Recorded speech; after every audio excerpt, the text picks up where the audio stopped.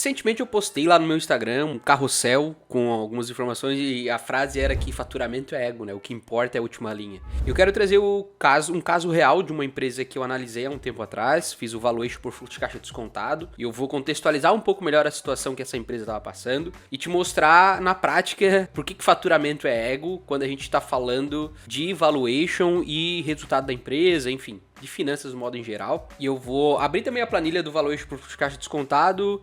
Vou contar alguns erros das situações que essa empresa cometeu e você vai entender um pouco melhor com um case real e principalmente uma planilha por fluxo de caixa descontado, né? Tanto se fala do valuation por fluxo de caixa descontado.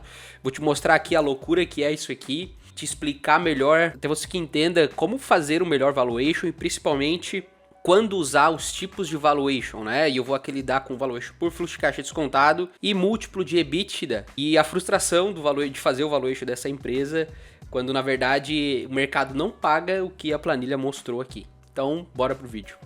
Um ponto importante é, essa empresa, ela me contratou para fazer o valuation no momento em que o quadro societário estava sofrendo um ajuste, ou seja, ia ser redefinida uma nova composição de cotas entre os sócios da empresa diante de um grupo maior que eles têm. Qual é o problema de fazer isso neste momento? O valuation por fluxo de caixa descontado nesse momento? É que, cara, o valuation por fluxo de caixa descontado, o valor da empresa está no futuro e não no presente, do que a empresa vale hoje. Quando a gente começa a fazer, a gente projeta algumas questões de crescimento, de reinvestimento e tudo mais, só que tudo isso são projeções, o Excel aceita qualquer coisa. Então, o que essa sociedade deveria pensar antes mesmo de passar por um momento como esse? É importante que a regra do jogo entre os sócios, na hora de saída ou entrada ou movimentação do quadro societário, esteja definido num acordo de sócios, e nesse acordo de sócio, a regra de valuation da empresa deve estar lá. E não deve ser uma regra, e não deve ser um valuation por fluxo de caixa descontado, porque o valor está muito no futuro da companhia e não no momento presente. O valuation deveria ser, como por exemplo a XP usou e usa, né, no partnership deles, agora não porque são negociados em bolsa, um múltiplo de EBITDA, né, ou compõe esse valuation com outros indicadores financeiros que vai ajudar na hora de calcular o valor da empresa para que quando um sócio queira comprar a participação de outro, ou quando o sócio queira sair, ou quando algum outro sócio queira entrar e tudo mais. E ao final do vídeo eu vou te contar quando que o valuation por fluxo de caixa descontado deve ser usado para fazer o cálculo de empresas. Vamos para a planilha aqui para a gente começar a detalhar um pouco melhor e começar a traduzir em números o que eu tô falando aqui. Essa é uma empresa mais de 10 anos de mercado, então ela já tem uma maturidade importante, ela não é uma empresa recente. E no último ano aqui, no último ano de projeção, né, no caso eu tinha os dados até setembro do ano 3, né, então a gente teve que projetar outubro, novembro, dezembro. Ela faturou no último ano do histórico 400 milhões de reais, tá? Soma aqui embaixo, né? 398 milhões de reais. O que eu quero trazer aqui? Primeiro, eu tenho aqui, eu tive acesso aos dados de DRE e balanço patrimonial para construir o valuation por fluxo de caixa descontado. Como é que funciona? Aqui nós temos então a receita bruta dos anos, então aqui o histórico, né? O histórico, o ano 1 de histórico, o ano 2, o ano 3, a projeção final do ano 3. E aqui, como ela é um grau de maturidade um pouco maior, eu projetei, e ela é de um mercado consolidado, é um mercado que é fácil projetar os números de crescimento. Foram projetados aqui 5 anos de crescimento, né? 5 anos à frente. Então como é que começa esse estudo? Temos aqui a receita bruta, deduções, o que está dentro de deduções? Lembrando, né? Impostos sobre faturamento, cancelamentos e devoluções. Aí depois a gente tem a receita líquida, que nada mais é do que a bruta menos as deduções. Aqui eu não vou abrir o número porque vai entregar o tipo de operação e eu não quero fazer isso com a empresa. Mas aqui são todos custos diretos, ou seja, essa é uma empresa, ela é de natureza de comércio, ou seja, ela compra uma mercadoria e revende. Esses custos aqui são os custos que ela tem para comprar a mercadoria dela. Então, para vender isso aqui, custou isso aqui, ou seja, 82, né? E depois aqui ele conseguiu trazer uma eficiência de 81% de tudo que faturou é custo, ou seja, é quanto custou comprar a mercadoria dessa empresa. E ela tem um lucro bruto, então, por volta de 7%, 8%. SG&A, O que é essa sigla, né? São despesas com vendas, despesas gerais e despesas administrativas. Ou seja, tirando o custo, tudo que a empresa tem de despesa, infraestrutura administrativa e gerais e de vendas para que esse faturamento aconteça. Então, a gente sempre olha o SG&A como percentual sobre a receita bruta, como está trazendo aqui, que é o quanto a estrutura administrativa, geral e de vendas pesa no faturamento, ou seja, o quanto a empresa é eficiente na sua estrutura de pessoas para fazer acontecer aquele faturamento. Se a gente trouxer para uma DRE um pouco mais aberta, a gente teria as despesas variáveis, que seria comissões, fretes e tudo mais, e despesas fixas, que é salários de aluguéis, salário de pessoas do administrativo e tudo mais. Depois que a gente tirou tudo isso, a gente chega na margem EBITDA, que seria, em português, né, lucros antes de impostos, né? Interest, juros, impostos sobre a renda, né? Então a gente não está falando dos impostos que está aqui em deduções, depreciação e amortização. E que a gente vê que a margem EBITDA da empresa ela foi bastante espremida, né, nos anos de projeção, aqui chegando no ano 3 a 1,13%. Então olha só, faturou 400 milhões quase, só que a margem EBITDA, ou seja, o resultado operacional da empresa, foi de 1,13%. E é onde eu quero falar que faturamento é ego. Isso importa muito pro valuation da empresa, quando a gente está trazendo aqui. Então, depois que a gente tem o EBITDA, a gente tem depreciação e amortização, e aqui é uma empresa de lucro real, então isso impacta direto na base de cálculo da base de cálculo dos impostos sobre a renda. Então, quando a gente tira a depreciação e amortização, e você pode perceber que a depreciação do ano 3, ela foi de 1.600.000, porque teve uma compra muito importante de intangível, que é eles compraram um direito de explorar uma nova unidade, que isso não teve um grande acréscimo de receita nas projeções. Isso pode ser encarado como uma aquisição não tão benéfica para o valor da empresa hoje, né, para o valuation que a gente calculou aqui. Então a margem EBIT, o que nada mais é do que ganhos antes de juros e impostos, né? A gente já tirou a depreciação e amortização. Então aqui a gente tem uma margem EBITDA de EBIT menor ainda. O resultado financeiro nada mais é do que receitas financeiras, ou seja, o quanto a empresa aplicou, o que ela tinha no caixa e quanto ela gerou de juros, ou o quanto ela cobrou de juros dos clientes. Despesa financeira é basicamente o que ela pagou de juros, seja via financiamento ou operações financeiras que ela tem, empréstimos, né? E aqui é muito importante, despesa financeira não é o valor da parcela, mas sim só o custo dos juros ou o custo da operação, né? Porque quando a gente fala de financiamento, por exemplo, entrou 100 mil reais e eu pago 10 parcelas de 12, o 10 mil reais é o principal não vem aqui para DRE, ele impacta só no caixa. O que vem aqui para DRE é o 2 mil reais, que são os juros da operação, o custo da operação. Depois aqui tivemos mais resultado não operacional, ou seja, compra e venda ou outras despesas que não fazem parte da operação da empresa. Depois aí a gente chega na base de cálculo do LAIR, que é o lucro antes do imposto de renda, né? A própria sigla já diz. E depois o cálculo do próprio imposto de renda, né? Que é sobre essa base aqui. E a gente trazendo um lucro líquido, né? De 0,29, 0,30, 0,21% de tudo que faturou. É que tá, beleza, a empresa faturou 400 milhões no ano. Passou já de médio porte, é uma empresa de grande porte. Mas a eficiência operacional dela se mostrou baixa, né? E é claro que essa empresa ela tá no mercado que a eficiência operacional já é normalmente baixa. Mas enfim, olha o quanto faturou e olha quanto foi o lucro, né? Para alguns empresários, algumas teses de investimento, isso não é uma coisa que vale tanto a pena. Mas vamos lá. Balanço patrimonial, ativo, passivo. Aqui a gente percebe que a empresa tinha um caixa, isso foi diminuindo, né? Bastante contas a receber, ou seja, vende tudo que faturou lá, não entrou aquele 400 milhões do caixa, né? Um pouco entrou no caixa e um pouco ficou no contas a receber. Então o estoque vem aumentando e a projeção de o estoque fica aumentando, e essa é uma característica de empresas de comércio. Quanto mais crescem, maior a necessidade de ter dinheiro em estoque. É onde o fluxo de caixa, ao invés de estar no banco, ao invés de estar aqui em caixa disponível, que é isso aqui é o dinheiro, o saldo das contas do banco da empresa, o dinheiro fica mais travado, vamos dizer assim, no estoque da empresa. E aqui teve a aquisição do intangível, ó, de 18 milhões, né, e depois isso foi se depreciando ao longo dos anos, né, dentro das projeções.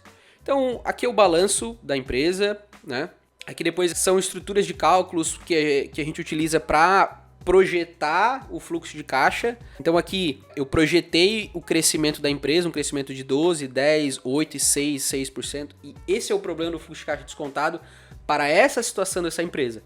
Porque essa projeção de crescimento, um sócio pode achar justo, o outro sócio pode achar não justo. E isso influencia totalmente no valor final da empresa. É onde traz muita subjetividade para o modelo. De novo, no final do vídeo eu vou te contar por que quando a gente usa o fluxo de caixa descontado, então, se nesse caso não foi a melhor escolha. Depois a gente traz aqui, enfim, a gente calcula qual é o percentual da empresa que a empresa precisa reinvestir nela mesma. Então, como é uma empresa que tem bastante estrutura física, ela precisa constantemente, a estrutura deprecia, né? Ela estraga, então tu precisa recomprar ou melhorar, tá sempre reinvestindo no negócio para que o negócio continue operando, né? Que foi projetado 1% de toda a receita bruta, ela deve ser reinvestida no imobilizado da empresa, ou seja, compra de computador, cadeira, mesa, equipamentos, enfim, tirando fora estoque, né? E aqui o intangível, e aqui foi comprado 18 milhões, foi feita uma aquisição de um direito por 18 milhões, e a empresa não tem projeção dentro de 5 anos fazer uma nova aquisição de outros ativos como esse. E daí aqui a gente projeta a depreciação, né, dos novos investimentos e dos que já tem, projeta a depreciação do intangível, né, porque isso impacta no imposto de renda e consequentemente no fluxo de caixa da empresa. Aqui depois a gente projeta o fluxo de caixa indireto e tudo mais. E aqui a gente chega no valuation, o famoso valor da empresa, a avaliação da empresa. E aqui, né, a metodologia mais comum usada em mercado, que é essa aqui. O que eu estou trazendo aqui? Esse aqui é o fluxo de caixa, ou seja, quanto de caixa a empresa vai ter ao final de cada ano, ou seja, saldo na conta, quando esse crescimento acontecer, e a gente traz esse dinheiro do futuro a uma taxa de desconto que a gente chama de WACC, que é o custo médio ponderado do capital. E nesse caso aqui, eu não vou abrir aqui a conta do WACC, que é uma conta bem complexa, mas o que a gente pode usar como exemplo? Taxa Selic, por exemplo. Por que eu vou investir nessa empresa se eu posso deixar o meu dinheiro aplicado a um risco bem menor do que investir no meu negócio? O OC, ele sempre traz um prêmio de risco perante a taxa básica de juros. Porém, nessa metodologia, a gente sempre dolariza a taxa de desconto nacional, vamos dizer a Selic, porque o mercado entende que a taxa assim, livre de risco é os juros americanos e não os juros brasileiros. Então, assim, é bem complexo, mas para esse cenário, e quando esse valuation for feito, dentro desse mercado, né, o custo médio ponderado de capital ficou em 15%. Então, eu trago a valor presente todo o fluxo de caixa que a empresa vai ter ao longo dessas projeções, e isso traz o valor presente líquido, que nada mais é do que a soma desses fluxos de caixa, e a gente tem uma primeira parte do valuation dessa empresa. Porém, como Damodaran diz, Damodaran é um indiano que, se não me falha a memória, era da Universidade de Nova York, e ele, vamos dizer, é o papa do valuation dessa metodologia. Ele fala que o valor da empresa está na perpetuidade e não dentro da janela que a gente projeta. E aqui, eu projetei um valor, o G, ele é o crescimento da empresa na perpetuidade. Então é um cálculo que se chama o método de Gordon, né, onde tem a formulazinha aqui, em que a gente calcula o quanto a empresa vale na perpetuidade. Olha a loucura que é. Então, o quanto ela vale depois desses 5 anos projetados que a gente tem aqui, né, há uma taxa de crescimento de 5% de ano contra ano. Né? E essa taxa de crescimento aqui, eu utilizei como base uma perspectiva de crescimento, de inflação que a gente tinha no país na época, e também mais um crescimento real dessa empresa, ou seja, ela vai crescer sempre acima da inflação. E depois que a gente tem o fluxo explícito, ou seja, dentro dessa janela de 5 anos, o quanto essa empresa vai gerar de caixa, eu trago esse caixa a valor presente a uma taxa de desconto de um custo de capital, e eu chego ao valor do fluxo. E depois eu projeto a perpetuidade dessa empresa, o quanto ela vai, qual é a soma dos fluxos de caixa na perpetuidade da empresa. Depois eu somo tudo isso, esses dois valores presente líquido. Eu diminuo da dívida bruta, ou seja, hoje, quanto que a empresa tem de dívida bruta total, que está lá no balanço dela. Se você botar o vídeo, você pode ver. E eu somo com o que ela tem de caixa e eu chego no quanto ela vale para o acionista, né? O equity value. Aqui é o quanto a empresa vale, aqui é quanto a empresa vale para o acionista, porque aqui eu estou tirando capital de terceiro e somando com o que a empresa já tem de caixa. Se, por exemplo, a empresa tem mais caixa do que dívida, o valor vai aumentar. né? Aqui no caso a empresa tem mais dívida do que caixa, então o valor por acionista diminui, porque a empresa tá trabalhando com capital de terceiros. Mas qual é o problema aqui? Deu 134 milhões de valor de mercado dessa empresa. O valuation da empresa deu 134 milhões. Mas a verdade é que ninguém paga isso por ela. Somente uma empresa que dá uma margem de lucro tão pequena quanto esta. O que o mercado paga? Né? E aqui veio em conversa também com esse cliente. O mercado paga isso aqui, ó, só o fluxo explícito. Ele não paga perpetuidade. Né? E quando a gente faz... Aqui a gente chama o Enterprise Value sobre o EBITDA, a gente chega num EBITDA de 30. Cara, nesse mercado, ninguém paga EBITDA de 30. Ele é um mercado consolidado, não escalável e tudo mais.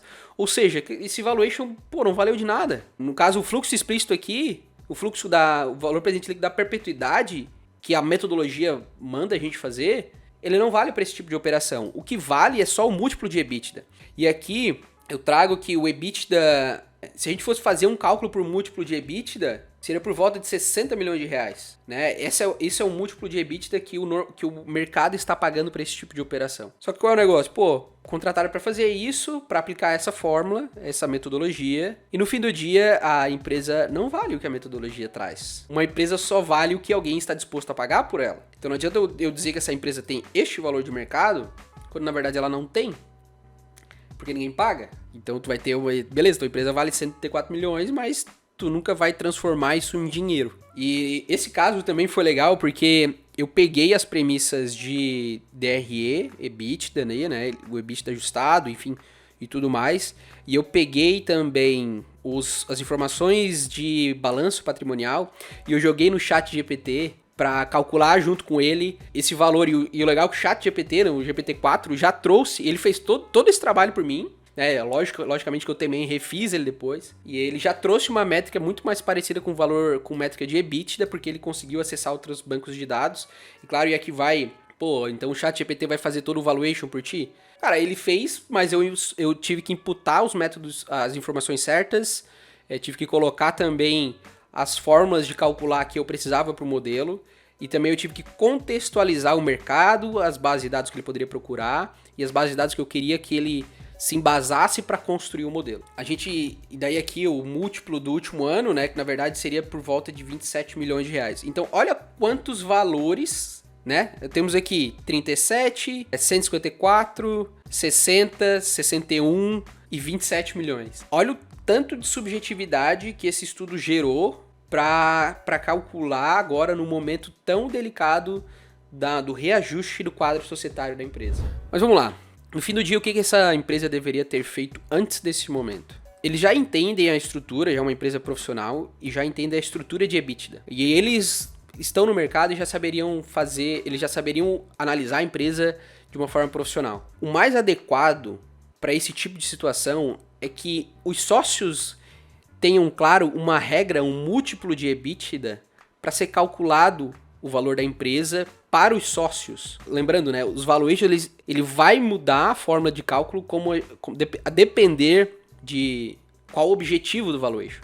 E nesse caso, como é readequação de cotas, uma métrica clara de múltiplo de EBITDA, como é na XP, eu comentei, por exemplo, seria muito mais fácil, não precisaria ter gastado em me contratar, simplesmente ter claro como a empresa enxerga o EBITDA dela, né, e quais são as despesas que tem que ter aqui e tudo mais, para que seja calculado um múltiplo, seja definido um múltiplo de EBITDA, e esse é o valor para o acionista ali da empresa. Então tira todas essas subjeções que eu trouxe do modelo aqui, como crescimento, taxa de reinvestimento, custo médio de capital, né, o WOC, taxa de crescimento na perpetuidade. Tudo isso são premissas que trazem subjetividade e mais discussões para o modelo, enquanto os sócios entre si não ajudam na discussão dos sócios e só traz mais variáveis para uma situação que normalmente já está complexa de se lidar, que é uma readequação do quadro societário. No fim do dia, para esses casos de quadro societário, fazer esse valuation por fluxo de caixa descontado não é a melhor prática. Tenha clareza entre vocês, teus sócios, de como calcular o valuation da empresa. Mesmo que esteja no início agora, mesmo que não esteja esses números exorbitantes, né, de quase nas projeções aqui passa de $500 milhão de faturamento. Mas, cara, tenha uma DRE clara da tua empresa de como vocês enxergam o resultado e principalmente qual é o múltiplo, seja de faturamento, que eu não recomendo muito, mas principalmente de EBITDA, de resultado operacional do teu negócio, vai servir para cálculo de valuation, para quando um sócio quiser sair ou um sócio quiser entrar, para quando você quiser dar participação ou sociedade para outros membros da empresa. E aqui uma outra dica: se você é um comércio ou uma indústria, principalmente, precisa de uma estrutura no sentido de que, a gente está sempre reinvestindo em maquinário, a gente está sempre imobilizando, crescendo a operação, comprando imóveis, carro e tal, não sei o quê. O imobilizado da empresa, ele está sempre aumentando. Você pode utilizar também um múltiplo de EBITDA mais patrimônio líquido, que se você não entende isso, eu tenho uma mentoria de finanças estratégicas para empresário, onde a gente deixa muito claro, principalmente a visão dos sócios, como eles entendem resultado, como eles entendem DRE e balanço, e como isso impacta no fluxo de caixa, e como essas questões ficam claras na hora de calcular o valor da empresa para os sócios, né? E isso tira discussões, isso traz clareza, isso facilita com que os sócios entendam o valor dela e qual vai ser o valor dela caso haja uma negociação entre os sócios.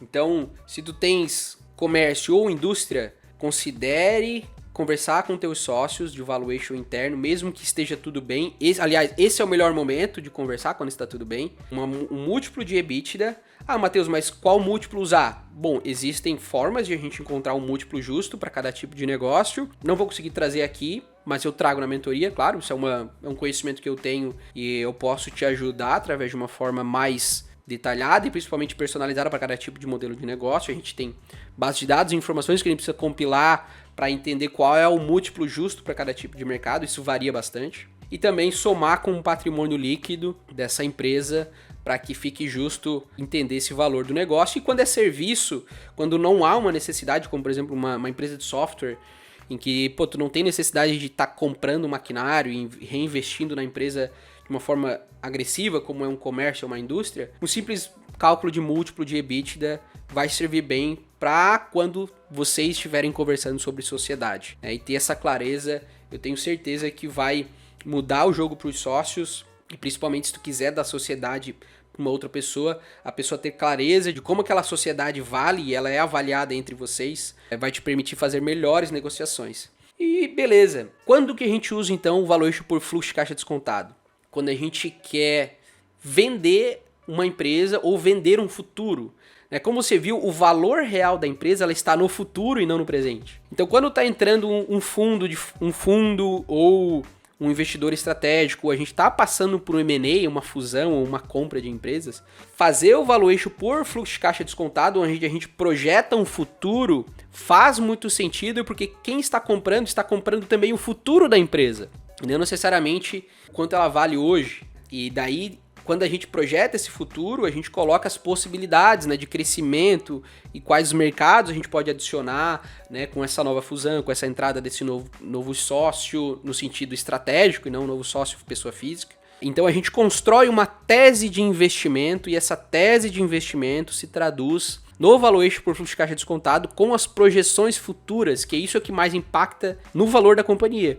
Então, o valuation por fluxo de caixa descontado, na minha visão, ele faz muito sentido quando a gente quer construir uma tese de um investimento para alguém que quer nos comprar ou para quando a gente quer fazer uma fusão com outro negócio, dependendo da forma como essa fusão vai acontecer. Bom, e por esse vídeo eu queria trazer essa complexidade do valuation por fluxo de caixa descontado, que tanto se fala, né? E principalmente nas questões societárias, e é um dos principais desafios que eu acabo sendo chamado quando há uma discussão societária, como que a gente tem clareza nisso, como que a gente documenta e como que os sócios entendem qual o valor da companhia para eles, entre eles, quando há uma necessidade de renegociação de cotas, ou algum sócio quer sair, ou algum sócio quer entrar, ou quando a gente vai construir um acordo de partnership, né, quando a gente quer dar cotas para funcionários. Por que esse não é o modelo mais indicado? E quando faz sentido aí sim usar o fluxo de caixa descontado. E lembrando, né, no link aqui na descrição tem o formulário para aplicação da minha mentoria de finanças estratégicas para empresários. Se você quer olhar para as finanças da tua empresa de forma mais profissional, né, e aqui eu trouxe uma empresa de porte médio para grande, mas independente do teu tamanho, olhar para as finanças da empresa e saber falar a linguagem do mercado, como por exemplo saber qual é o teu EBITDA, qual é o percentual dos teus COGS perante a tua receita bruta e principalmente como que tu cria valor, né, como o famoso jogo do equity, né? O que é criar equity e traduzir isso para os números da tua empresa.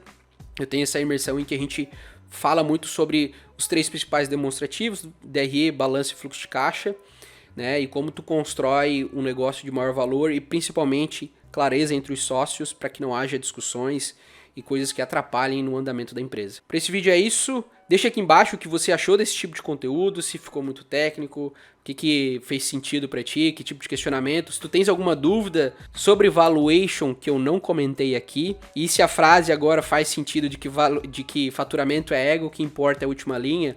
Nesse caso aqui, o que importa é o fluxo de caixa que a empresa gera. Comenta aqui embaixo o que tu achou agora, depois de ter passado por esse vídeo. Te inscreve aqui no canal. Deixa o like pro YouTube entregar esse vídeo para mais pessoas. E por esse vídeo é isso. Até o próximo e tchau.